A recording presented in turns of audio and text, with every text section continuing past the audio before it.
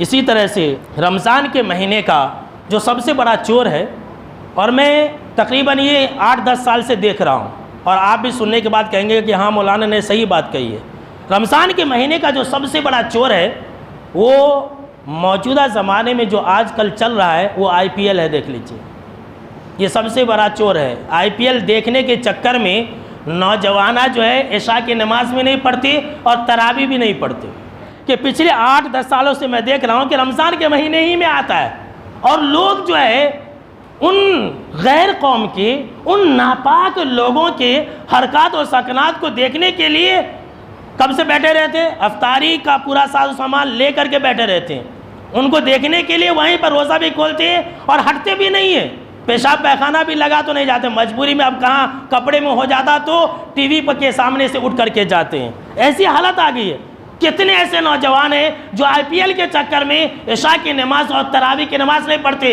मैं मुख्तसर अल्फाज में कहना चाहता हूँ कि ज़रा सोचिए कि आप जिनको देखने के लिए अपनी नमाज और रोज़ों को छोड़ते हैं, क्या वो आपको जानता है?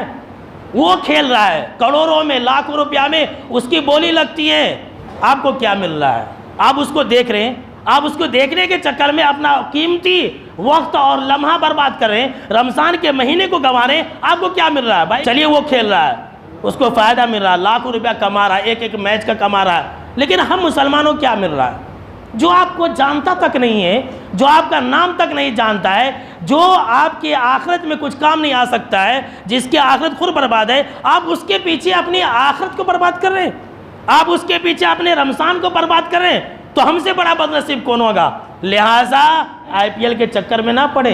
ये ना सोचें कि हम बाद में तरावी पढ़ लेंगे, बाद में नमाज पढ़ लेंगे। याद रख लीजिए, ये मैचेस होते रहेंगे, लेकिन ये रमज़ान हमारी ज़िंदगी में जो आ रहा है, ये गया तो फिर दोबारा लौट करके नहीं आएगा। आपको मौका नहीं मिलेगा। सुन लीजिए, आपकी ज़िंदगी में ये रमज़ान फिर दोबारा नहीं आएगा। आज मौका है कि हम इस रमज़ान में अल्लाह को राज़ी कर ली।